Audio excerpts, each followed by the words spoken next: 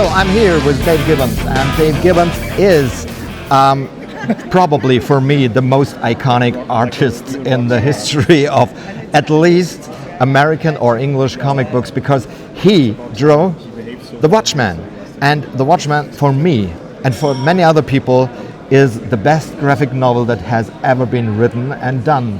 Well, thank you very much. I appreciate it. Thanks for talking to me. You have done a lot of things, and we will talk about the other two, but Watchmen always is the first thing to talk about. Is this something a little bit annoying for you, that everybody wants to talk with you about Watchmen? I don't really think it could be annoying. I mean, I'm astonished that after 40 years, and it is practically 40 years, that people are still interested in it. But obviously Watchmen's been good to me. It's opened lots of doors. It's led me to meet many interesting people, much like yourself. And, you know, I guess it's the Mount Everest of my career, as it were.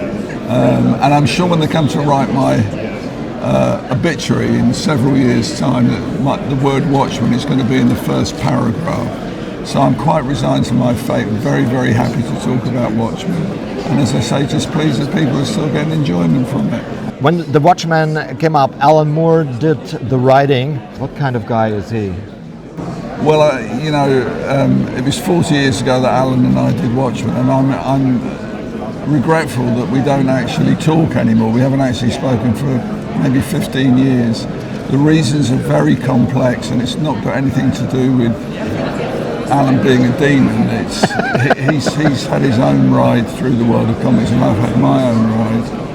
And he's less than satisfied with what he's had, which is a shame.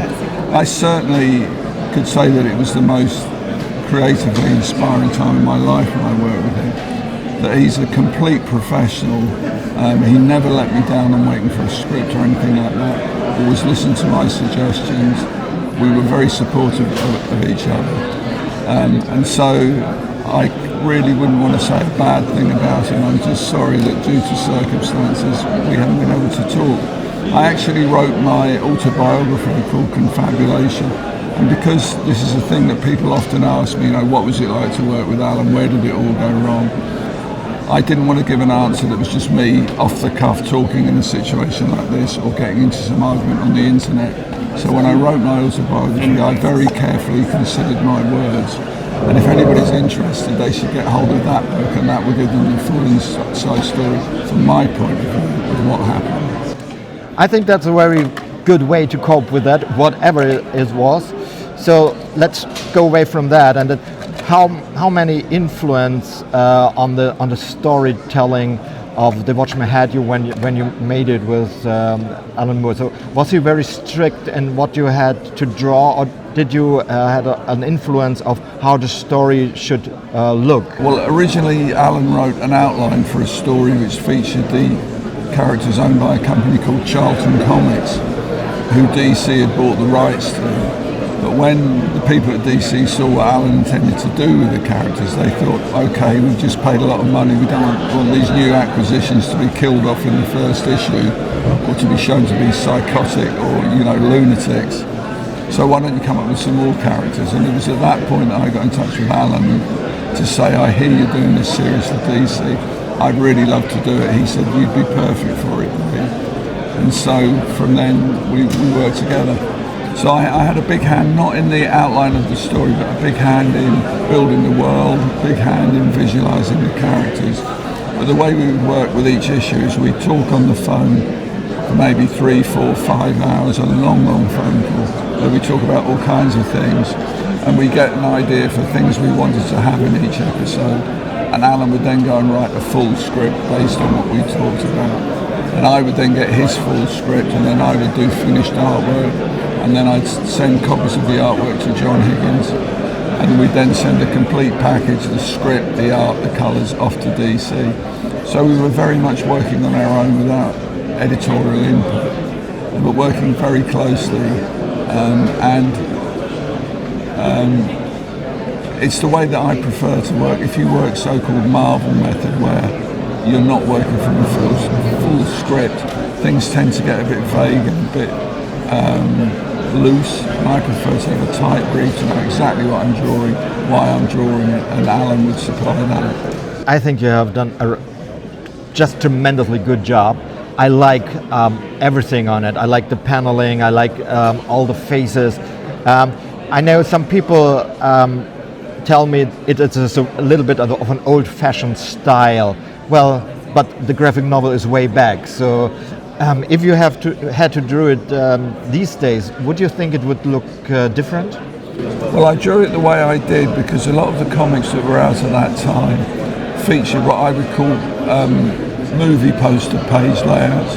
So in other words, on any given page you'd have a big action shot of a hero and the story told in smaller pictures. So its impact would really be as a piece of graphic design, not as a story that drew you in to read it. And what I wanted with Watchmen was to have it look different than any other comic that was around at that time. And the 9-panel grid that I settled on was sort of time-honoured. A lot of comics from the 30s onwards would have that. But it gives it a certain look, gives it a certain beat, gives it a certain rhythm. Also, of course, it meant that Alan would know exactly what picture was going to be where on which page. And the idea was to suck the people into the story because it was a very complicated story, and a simpler way of drawing really helped get the message over. I've seen, I mean, before that and after that, I've done those kind of movie poster layouts. But this was a particular look I chose for Watchmen because I think it was what the story needed, and graphically it gave it an identity that made it unmistakable. Is there one of the characters that's your personal favorite? Mine is Rorschach, but well. Well, a lot of people like Rorschach because, you know, he's a horrible piece of work, but at least you know exactly where you stand with him, which some people find attractive. But I suppose I would have to say Night Owl. When I was a kid creating my own comics, I came up with the character Night Owl. And when we were coming to populate the Watchmen universe, I said, hey, I've got this character who could be the kind of Batman equivalent called Night Owl. And Alan went, that's great, that's brilliant, that's perfect. And so I designed the costumes for both the modern and the old Night Owl, and designed the Owl Cave and all those trappings. And I guess I can resonate with a character like Dan Dryberg. I think if I was going to be any member of Watchmen, I would be Dan Dryberg. So he's my favourite. He's the closest to my heart in many ways. What's about the new stuff came out, like the movie and the TV series?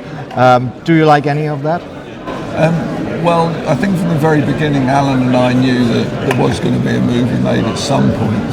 Certainly the movie rights were sold very early on in the process.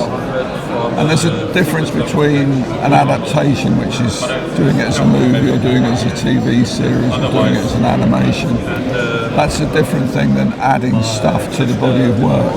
I always felt that Watchmen stands complete as it is. It's got a beginning, middle and an end. It tells the story we wanted to tell, exactly how we wanted to tell it. And when we finished with the story, that was the end of it. And I think by adding material before then and adding material afterwards really doesn't enrich it. It just dilutes what we have in Watchmen. And I'd like to think, I'm a modest man, but I'm arrogant enough to think, unless Watchmen is written by Alan and drawn by me, it isn't really Watchmen. So, I know exactly why DC would want to publish those things, because obviously it makes money. And I know a lot of the artists personally, and a lot of them are just thrilled to have a chance to pay homage to Watchmen. But in an ideal world, there wouldn't be any prequels or sequels. So,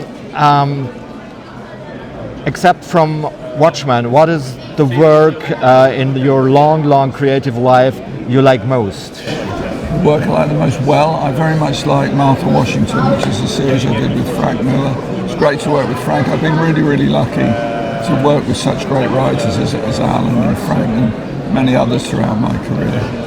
So I'm very fond of that. I also did a graphic novel called The Originals, which was a semi-autobiographical thing that I both wrote and drew, and that was very close to my heart, so that's something I'm proud of. But I also, as maybe some of your viewers know, before I started doing Watchmen, I worked in British comics for maybe 15 years, and I drew Doctor Who, I co-created Rogue Trooper, I did a huge range of work there. And I'm very proud of some of that, mainly because it was done on an insane deadline where I had to do 4 pages a week of finished artwork. And I'm amazed now that I could actually do that. So that early work has got a lot of energy in it and a lot of passion and me finding my way through the world of comics. But I think the thing in my career that stands, well, there's Watchmen and there's Martha Washington, and those are the sort of the tent poles of my show. Wonderful. So that's all for me. Thank you for the interview. You're very welcome. Thank you very much. Good My talk. pleasure. Thanks My pleasure. everybody.